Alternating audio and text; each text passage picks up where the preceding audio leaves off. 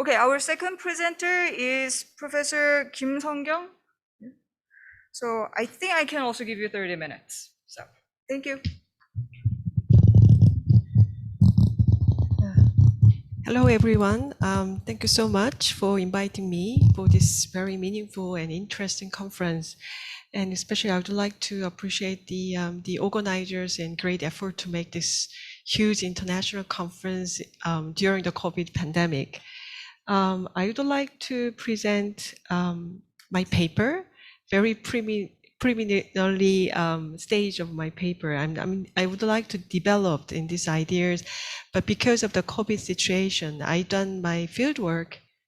Yeah, I've done my fieldwork in during the 2019, and but because of pandemic, I couldn't really conduct the further extensive the fieldwork. But I think I could probably share some of the ideas so that we can sort of discuss in further. So the title of my presentation is Being an Alien in Ava and Surviving Strategies of North Korean Migrant Parents and Children in School. Let me start with the North Korean studies and North Korean migration studies in general.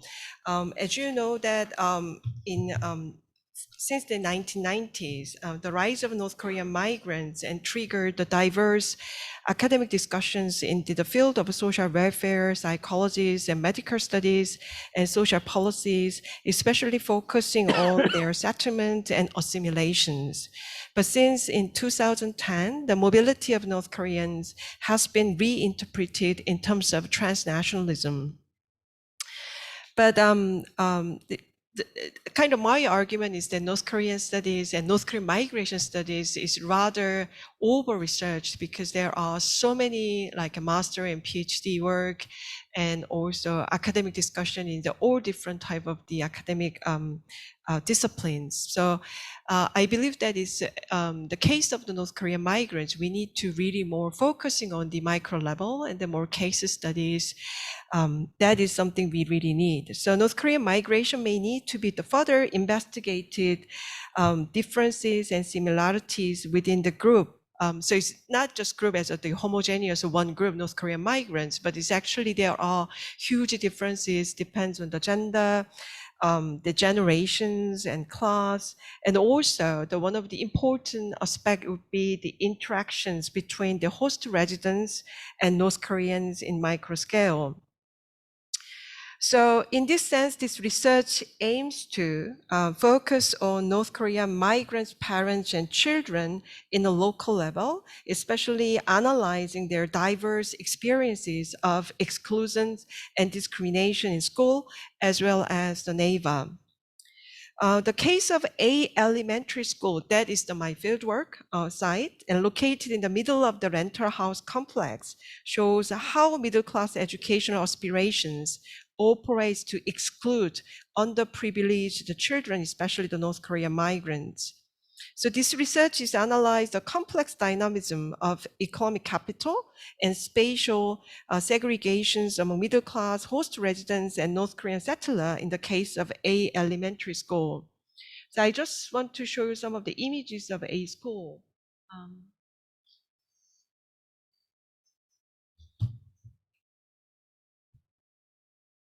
Okay. Can I use my, okay, thank you. This is the school, the image of school. This A Elementary School is located in a very rich area in Seoul. And that area is famous for the good schools and specialized private institution, educational institutions. And but interestingly, it is surrounded by the rental housing complex. So compared to the other elementary school nearby, A Elementary School had relatively small number of the children. I think that is one of my research questions. How come in this A Elementary School has a small number of the students? And also it has the relatively high proportions of North Korean migrant children. So approximately about 50 North Korean children studies in this school among the total number of the 300 students.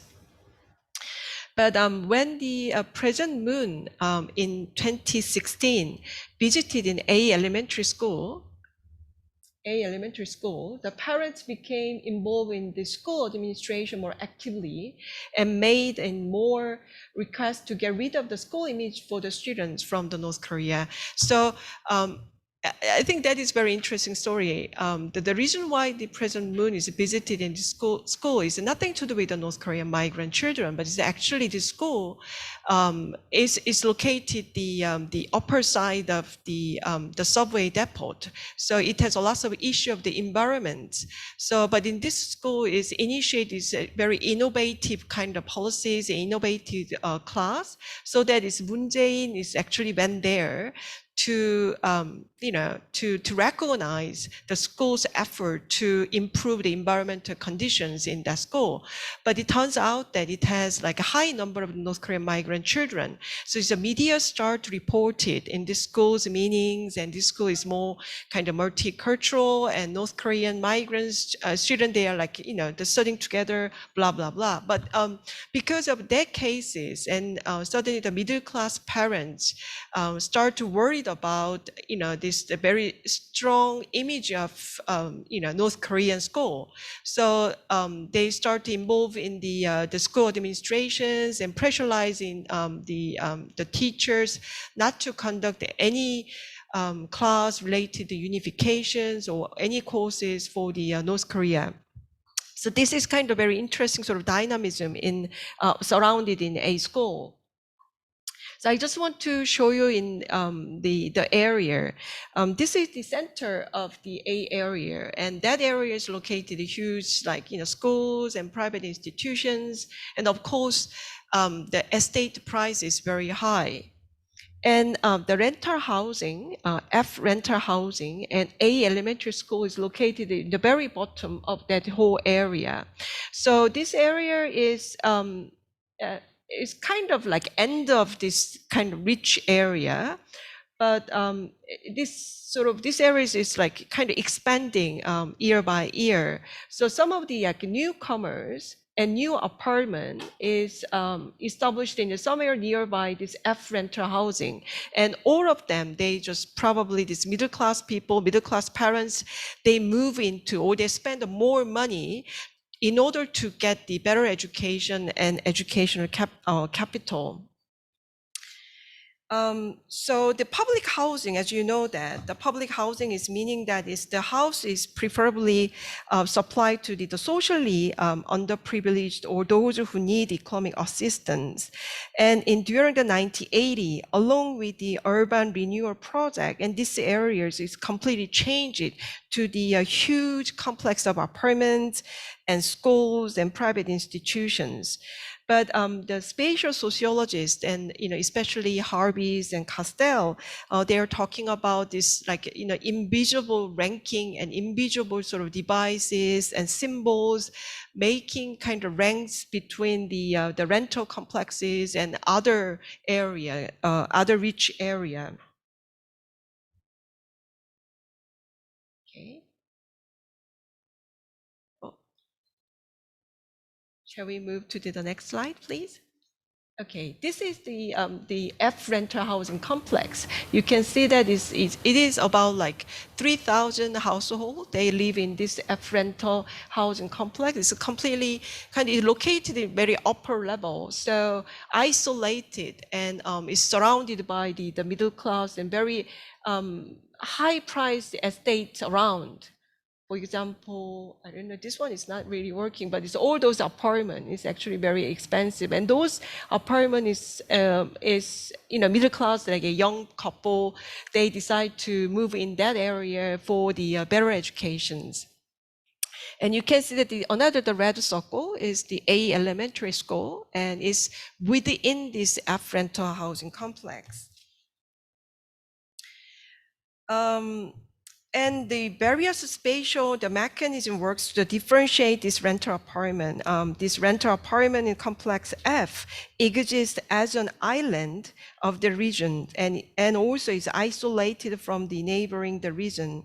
And this area is in particular is located above the subway depot. So it's located much higher level. It's not is the same ground level, is much located in the upper level. So let's move to the next slide, please. So this is the F rental housing complex. And then the second images show that is the middle class housing and apartment. The next, please. And you can see that is, they're located very high level. So it's under a subway depot, and they make it the artificial ground. And within that, the artificial ground, there is like 3,000 apartment block and the A elementary school. Okay, and then next. So you can see that the visual kind of drawing and also visual linking, operating in this area. For example, this A elementary school and also F rental housing complex entrance is only one way. So it is kind of a limited access to the F housing complex entrance. And also this another one-way exit as well. So, the other sort of the middle class area, there are like a much wider road and there is a two-way or three ways, and, so that people can move around. But it's only this F rental housing complex, and A school has a very limited access in spatial level. And next, please. So that first I just started this research because I thought that there were lots of issues and discriminations and also segregation issue. Of course, I could find in that kind of evidence as well. But in also this A elementary school, it had a bit of sort of possibilities, and also depends on how the involved agency operate the school. There could be in different way or different possibility, different solution to deal with the issue of the discrimination and segregations. So I brought this concept of the liminal space, the possibility of the liminal space.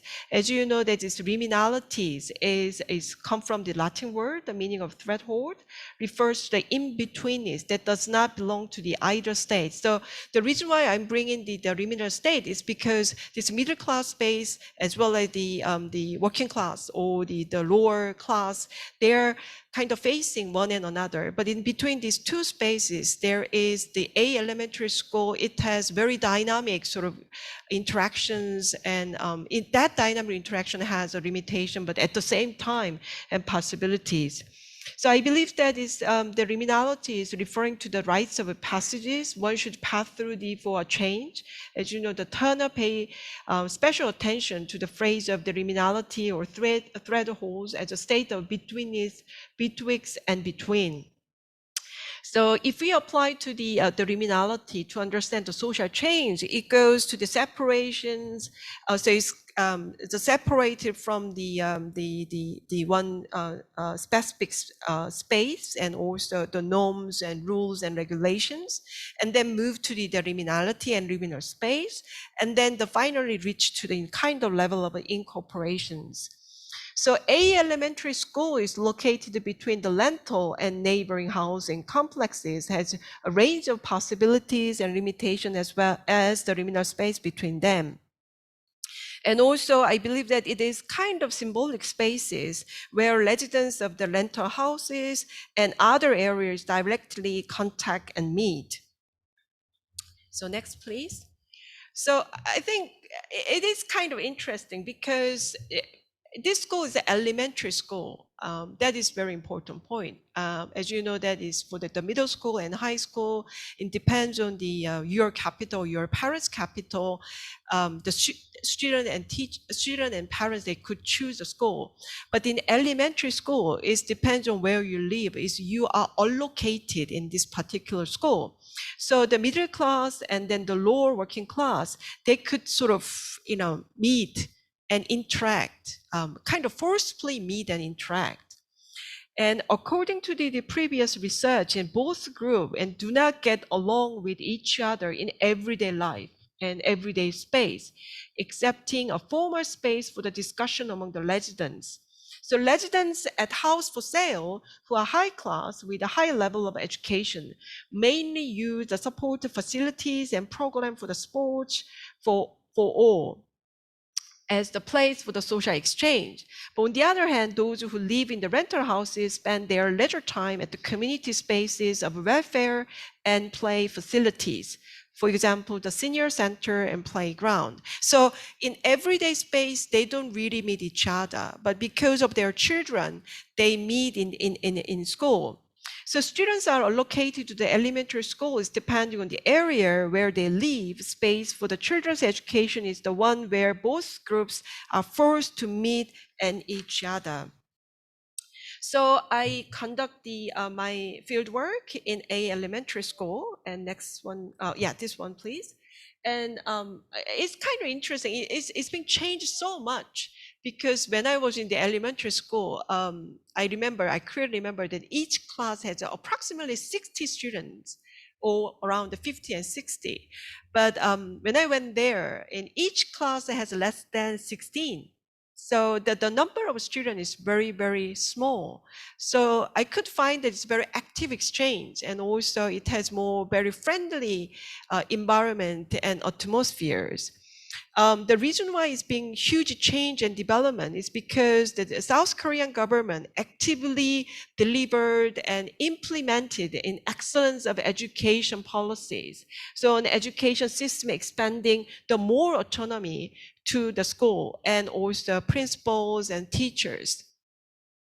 So it provides a better education background and the facilities and environments, but at the same time, it treats the parents and students as almost like a consumer. So they arrange the after-school class depends on the demands of parents and demands of the students. But this educational objective of excellence has always been degenerated and exploited for the class reproduction of the elite, because after-school class is very cheap. So for the lower class parent, is a good opportunities. Perhaps they spend like little money, but their children can be safe and being taken care of till when they come back from the work. So the after school is kind of main purpose and aim is basically sort of taking care of the caring purpose. But for the middle class or high class, they prefer to send their children to the private education, private institutions for the English class or mathematics and all different type of the school subject related activities. So I believe that this after school class, it has very good attentions and intentions, and it designed very well, but it's being exploited by kind of the class differentiations. So these elementary school students who do not participate in after-school programs are approximately 40%. And my question is wondering what activity for which they spend their time in after school. So they are attending the private institution, especially those children from the middle class background. So next one, thank you. But it's a elementary school. They put in so much effort to make it their program better. For example, they provide the free after-school class, the 14 different after-school class, all free for all students. So the all students in a school, they could take the 4 courses on average. And also a elementary school has actively participated in Seoul Innovative School, Educational Welfare Priority Project School, Community-Based Model School, Lifelong Education Center School, Unification Mentoring Project, and Bilingual Support School, and Innovative Education District Project. All those projects is actually the school managed to get from the central government and the local governments and the local communities as well. And also they managed to make the latest restroom and classroom. So compared to the other school around the A school, A school has the most, modern facilities. So it has everything. And school ground is also equipped with the artificial turf under the support by the football coach who was the former members of national team. So all this achievement is actually accomplished by the a couple of teachers, and especially I can't really name her name, but this principle is being repeatedly mentioned by the teachers and the parents. That principle.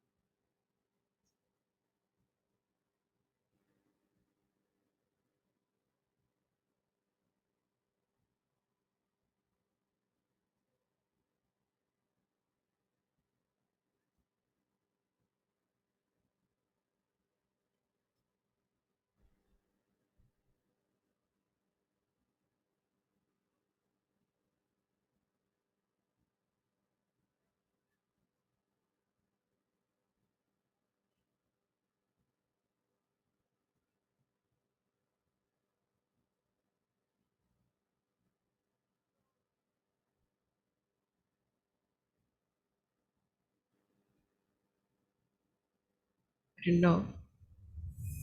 Is it okay? The chatting, the Dr. Shukla just mentioning that the audio is not coming, so he can't really hear anything. But anyway, I can just carry on my presentations. Okay. So the total number in A school is around 300 approximately. So the number per class is 16 up to 18. The B school is actually just close by the F complex, the rental housing complex. The total number is 1,000, and the number per class is 26 or 25. And C school is, pretty much similar. So you could see that, right? Is there is a very strong preference for the B and C school, and the A school is kind of stigmatized as for the lower class students and also for the North Korean students. But this after school class initiate this experience of being separated among students, as I want to argue. So, for example, in 2019, after school class for free program has ended, so that after school program are mostly used by low class in rental housing complex or North Korean children. So North Korean children are being taken care by a North Korean teacher. I mean, this North Korean teacher is also a very important point.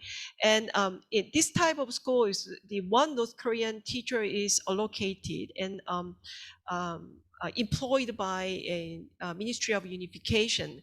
And that North Korean teacher is only their role and duty, obligation is taking care of North Korean children. So it's kind of provide invisible kind of boundaries, invisible sort of segregations as well.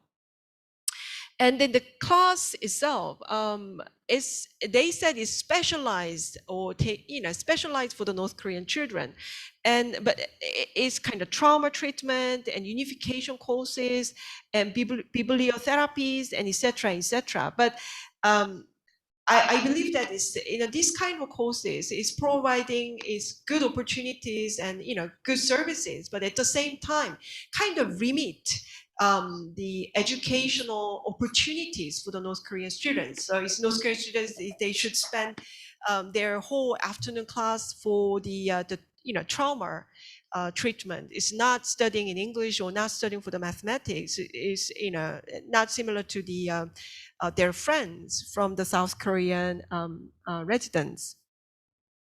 So it's after school classes for North Korean limits the participation for the South Korean students due to the budget limit and the North Korean teachers' preference. I mean, this is also a very important point because the North Korean teacher, they thought that their obligation is only for the North Korean students. So they don't allow other, the South Korean underprivileged children to take part in their courses. So there is also the gap, the same kind of the class background, but depends on their originality, whether they are from North Korea, from South Korea, they treat it in a very different way. Next one, please. So yeah, thank you. So my argument is the kind of visible symbol and non-visible symbol is operating, and we have to sort of reinterpret this care for the minority within the school. For example, North Korean teacher for the North Korean children, I just explained. Also, one of the points is North Korean teacher, they don't treat it as a teacher in school. I mean, that is also very important, but their offices is isolated area, not with the other South Korean teacher. So their status is very unstable as well. Also, after school class for the North Korean children is kind of operating as a segregations, and the local center for the North Korean children as well. After all these classes, they all goes to the local center. And in principle level, the supporting system, I think this is the kind of very important point. We have to critically analyzing the supporting system for the North Korean parents and North Koreans in general. The Hana Foundation and local Hana Center, Ministry of Education, Ministry of the Unification and local government, and even the central government. They provide so much policies and so much sort of like a supporting system. But we have to sort of evaluate whether this supporting system really provide a better opportunities or real support, or is it kind of making the cultural differences and segregations. So, I did the participant observation in class, and it's like try to kind of conduct a similar type of the fieldwork as the Paul Willis. I kind of sit in the class, and I got really shocked because in North Korean children's they almost like they behave very anti-behave, kind of like a countercultural behavior, kind of delinquent kind of behavior in class. They kind of lie down, they're really shouting, and they don't really concentrate on the teachers, and so on and so forth. So given this dedicated the analysis of the learning to labor by the Paul Willis, the North Korean children would perhaps really penetrate the limits of their social and economic positions. And it seems that they decide not to compete with the South Korean children and do not reduce this hierarchical the structure of the educations. Then my kind of assumptions, my tentative conclusion is, if they just penetrate, that they can never survive this learning competition, so decide to form the counterculture themselves, and there is a very high probability that self-contempt and the resentment are deeply embedded in their identities. Okay, so I will finish my presentation here. Thank you so much.